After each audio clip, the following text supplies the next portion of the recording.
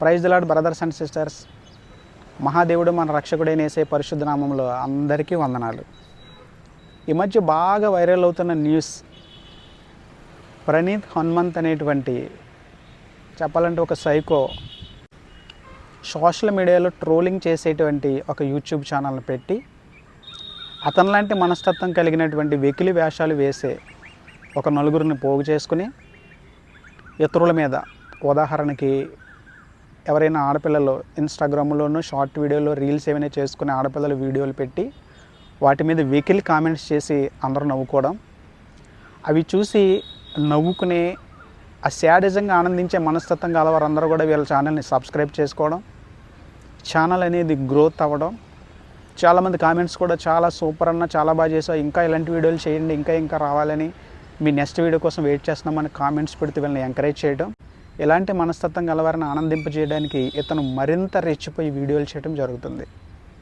ఎవరైతే బలహీనలో, ఎవరైతే అమాయకులో మెయిన్గా వాళ్ళ వీడియోలు తీసుకుని వాళ్ళ వీళ్ళ నలుగురు కూడా లైవ్లో వీడియో చేస్తూ లేదా రికార్డెడ్ వీడియో చేస్తూ వేరొకళ్ళ రీల్ లేదా వీడియోని డిస్ప్లే చేస్తూ వాటిని చూస్తూ నలుగురు కూడా వెకిలి వేషాలు, రోస్టింగ్, డార్క్ కామెడీ అంటే అసహ్యమైన కామెడీ, అసభ్యమైన కామెడీ, ఎదుటివారిని కించపరిచి, ఎదుటివారిని అవమానపరిచి, ఎదుటివారిని గేలి చేసి, ఎదుటివారిని అపహాస్యం చేసి నవ్వుకునేటువంటి శాడిజం ఇది.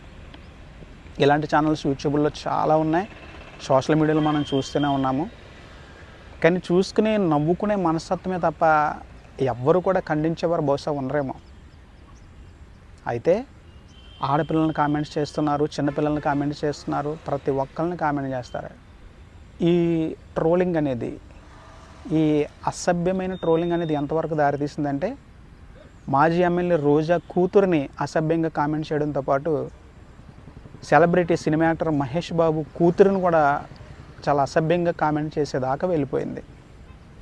కానీ ఎవరూ దీన్ని అంతగా పట్టించుకోలేదు. వారిని విమర్శించే వాళ్ళు కామెంట్స్ పెడుతూ ఉంటారు, సపోర్ట్ చేసే వాళ్ళు కామెంట్స్ పెడుతూ ఉంటారు. కానీ అది ఎంతకు దిగజారిపోయిందంటే బహుశా అది ఒక విదేశానికి సంబంధించిన వీడియో అవ్వచ్చు. ఒక చిన్న వీడియోలో ఒక తండ్రి కూతురు, బహుశా ఒక 4-5 సంవత్సరాల లోపే ఉండొచ్చు ఆ పాపకి. వీడియో స్టార్టింగ్లోనే తండ్రి సీరియస్గా వస్తాడు. తండ్రి దగ్గరికి రాబోతుంది అమ్మాయి. అతను ఇలా నెమ్మదిగా సీరియస్గా ఫేస్ పెట్టి బెల్ట్ తీస్తాడు. బెల్ట్ తీస్తూ ఉండగా కొడతాడేమో అనుకుంటాం మనం కూడా, అమ్మాయి కూడా కొడతాడేమో అని కొంచెం వెనక్కి వెళ్తూ ఉంటుంది భయపడి. కానీ ఆ బెల్ట్ని ఒక ఉయ్యాలుగా చేస్తే ఆ అమ్మాయిని రమ్మంటే ఆ అమ్మాయిలు బెల్ట్లు కూర్చుంటే అలా ఉయ్యాలాగా ఊపుతాడు. అది వీడియో. తండ్రి ఆడపిల్లని ఎంత ప్రేమిస్తాడో, ఆడపిల్లల్ని ఏ తండ్రి కూడా బెల్ట్ తీసుకుని కొట్టడు, ప్రేమే ఉంటుంది, కొడతాడు అనుకుంటాం. కానీ అమ్మాయిని ప్రేమిస్తాడు అనేది చూపించడానికి ఒక హార్ట్ టచింగ్ వీడియో వాళ్ళు చేసి సోషల్ మీడియాలో పెట్టుకుంటే దాని మీద వీళ్ళు ఎలాంటి ట్రోలింగ్ చేశారంటే, ఈ గ్రూపులో ఉన్నటువంటి ఒక దుష్టుడు ఏమంటాడంటే, ఆ వీడియో అతని బెల్ట్ తీసిన వెంటనే నేను లైక్ కొట్టాను, ఏదో చేస్తాడని ఊహించాను, తీరా చూస్తే ఉయ్యాలలాగా చేసి ఉయ్యాళ్ళు ఊపుతున్నాడు, అన్లైక్ చేసేసానని నవ్వుకుంటున్నారు. ఈ ప్రణీత్ హనుమంత్ అనే అతను కూడా చాలా వల్గర్గా, ఆ సందర్భంలో ఆ తండ్రి ఆ కూతురు గురించి ఏమని పాట పాడతాడంటే, ఓపెన్ యువర్ మౌత్ హాహా అని పాడతాడు అని వెకిలిగా. చెప్పింది చాలా తక్కువ, కొన్ని చెప్పలేని విధానం చెప్పింది చాలా తక్కువ, చెప్పలేని కూడా చాలా ఉన్నాయి. చాలా అసభ్యంగా, అసహ్యంగా కామెంట్ చేశారు. పాపని నోరు తెరవమని వీళ్ళు నవ్వుకోవడం అంటే ఎంత అసభ్యమైనది, ఎంత అసహ్యమైనది. చాలామంది ఈ ప్రణీత్ హనుమంత్ అని అతను తిడుతున్నారు, కానీ అతనితో ఉన్న వాళ్ళు మరింత అసభ్యమైన కామెంట్స్ చేశారు నిజంగా. మరి వాళ్ళ మీద కేసులు పెట్టలేదు, ఒక్కడినే ఫోకస్ చేసి ఒక్కడి మీద కేసు పెట్టి ఒక్కడిని అరెస్ట్ చేశారు ఇంతవరకు. మరి ఇతన్ని ఫోకస్ చేయడం వల్ల వాళ్ళు మరుగైపోయారు, వాళ్ళు తప్పించుకుంటున్నారు. వాళ్ళని కూడా టార్గెట్ చేయాల్సింది ప్రభుత్వం, వాళ్ళని కూడా అరెస్ట్ చేయాలి, వారిని కూడా ఫనిష్ చేయాలని అందరూ కోరుకున్నట్టుగానే నేను కూడా కోరుకుంటున్నాను. అయితే ఈ విషయంలో మనం మాట్లాడుకోవాల్సినటువంటి విషయం ఏంటంటే, ఎదుటివారిని కించపరిచి, ఎదుటివారి కుంటివారి మీద జోకులేసి నవ్వుకోవడం, గుడ్డివారి మీద జోకులేసి నవ్వుకోవడం, ఆడపిల్లల మీద జోకులేసి నవ్వుకోవడం, సన్నగా ఉంటే వారి మీద జోకులేసి నవ్వుకోవడం, లావుగా ఉంటే వారి మీద జోకులేసి నవ్వుకోవడం, పొట్టుగా ఉంటే వారి మీద జోకులేసి నవ్వుకోవడం, పొడవుగా ఉంటే వారి మీద జోకులేసి నవ్వుకోవడం, చాలా దారుణమైన విషయం. ఎదుటివారిని బాధపెట్టి ఎదుటివారిని చులకన చేసి ఎదుటివారిని కించపరిచి నవ్వుకునే నవ్వు ఒక నవ్వ? అది శాడిజం కాదా? ఒక చిన్న పిల్లని ఒక తండ్రిని మధ్యన సెక్సువల్గా విమర్శించడం, వారి మధ్య అసహ్యమైనటువంటి పదజాలం ప్రయోగించడం వారి మనస్తత్వానికి నిదర్శనం కాదా? చాలామంది అంటున్నారు చాలామంది అంటూ ఉన్నారు, ప్రణీత్ హనుమంత్ అనే అతను వాళ్ళ నాన్నగారు ఐఏఎస్ ఆఫీసర్, మంచి గౌరవప్రదమైన వ్యక్తి, అలాంటి వారికి ఇలాంటి వాడు పుట్టాడని.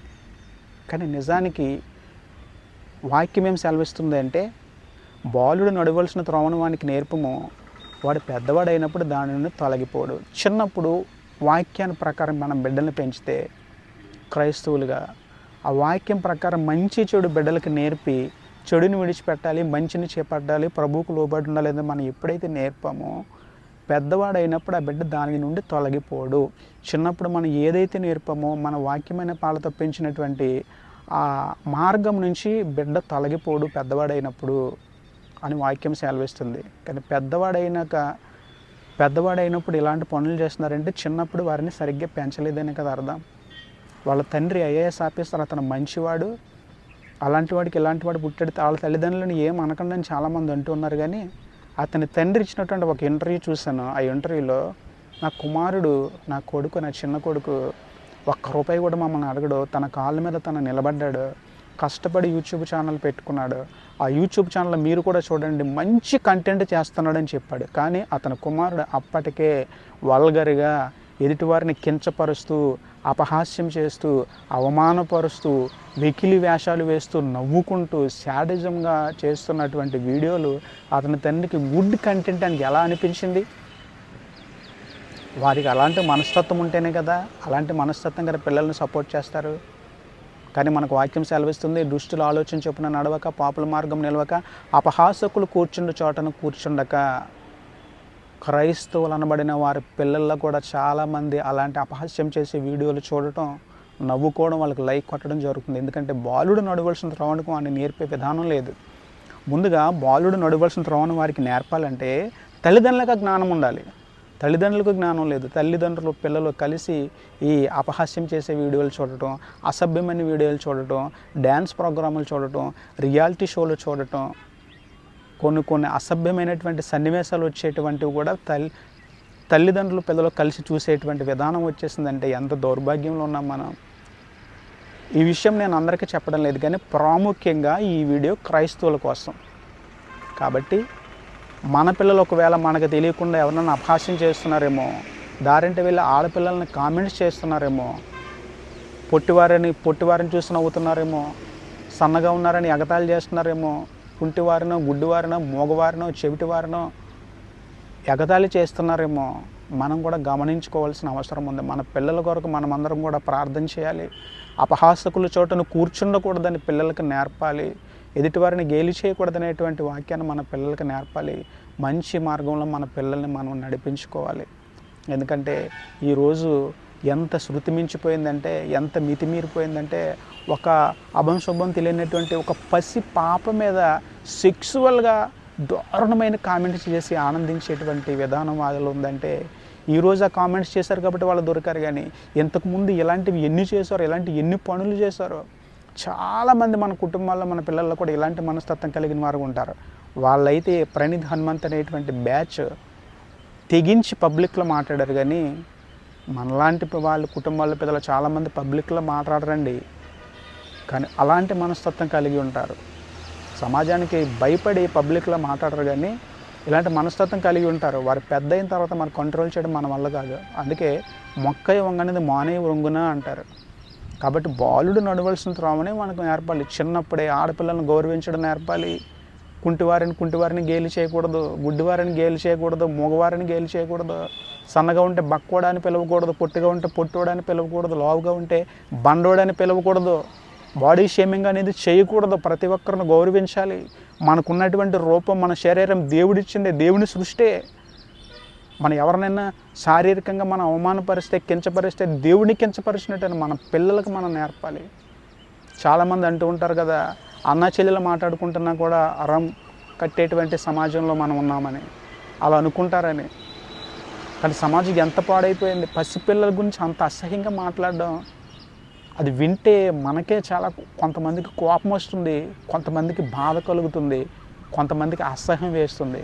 కాబట్టి నా ప్రియ సహోదరి సహోదరులారా, ఎవరు అలా అన్నారని అతన్ని తిట్టుకోవడం, అతన్ని తప్పుపట్టడం మాత్రమే కాదు, కానీ మన పిల్లలు అలా ఉన్నారేమో, అలాంటి మనస్తత్వం మనలో ఉందేమో.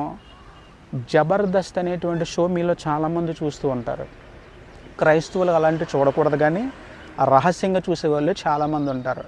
అందులో ఆ కామెడీ షోనే కాదు, అలాంటి రియాలిటీ షోల్లో ఎదుటివారిని కించపరిచి డబల్ మీనింగ్తో, ద్వంద్వ అర్థాలతో, అసభ్యమైన అర్థాలతో జోకులు వేసుకోవడం, ఎదుటి వ్యక్తిని బాడీ షేమింగ్ చేయటం, ఇవన్నీ చేసి జోకులు వేసుకుంటే పక్క నవ్వుకొని సంతోషించే వాళ్ళు మీలో ఎంతమంది లేరు? నిజం చెప్పండి, మిమ్మల్ని మీరు ప్రశ్నించుకోండి. అలాంటి కామెడీలు చూసి ఆనందించేవారు మీలో ఎంతమంది లేరు? మీరు కూడా అలాంటి వాళ్ళే. ఈరోజు ప్రణీత్ హనుమంత్ అనే అతని మీద తప్పు పట్టడం కాదు, ఈరోజు అతను పబ్లిక్లోకి వచ్చాడు కాబట్టి వేలెత్తి చూపుతున్నారు, కానీ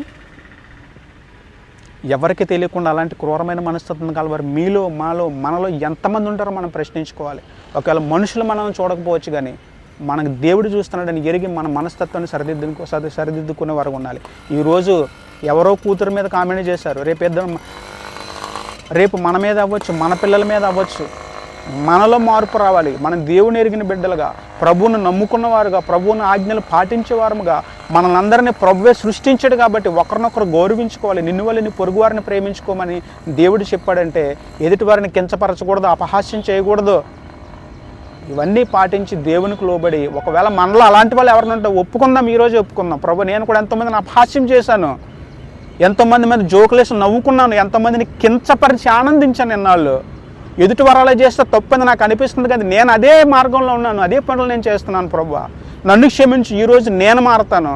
నన్ను నా పిల్లల్ని మరొకలా అలా కామెంట్ చేయకూడదంటే, నేను ఎవరిని అలా చేయకూడదు, ఆ మనస్తత్వం కలిగి ఉండకూడదు. అలాంటివి జరిగినప్పుడు వాటిని చూసి నవ్వుకునేటువంటి క్రూరమైన మనస్తత్వం నేను కలిగి ఉండకూడదని ఈరోజు మనం మారదాం. ప్రభువునందు మన పాపాలని ఒప్పుకుని ప్రార్థన చేసుకుందాం. మన పిల్లలు దయచేసి ఎదుటివారిని గేలి చేసేవారుగా, ఎదుటివారిని అపహాస్యం చేసేవారుగా, ఎదుటివారిని చులకన చేసి నవ్వుకునేవారుగా మన పిల్లలలో ఉండకూడదు, మనం తయారవ్వకూడదు. మన కుటుంబాల్లో అలాంటి వారు ఉన్నారేమో, మనం అలాంటి వారమేమో, రేపొద్దున మనల్ని బట్టి మన పిల్లలు అలా తయారవుతారేమో.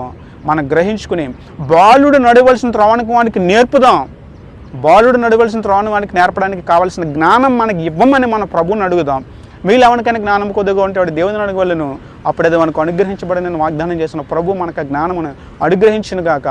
కాబట్టి ఎదుటివారిని విమర్శించడం కాదు, కానీ మనల్ని మనం విమర్శించుకుందాం, మనల్ని మనం సరి చేసుకుందాం.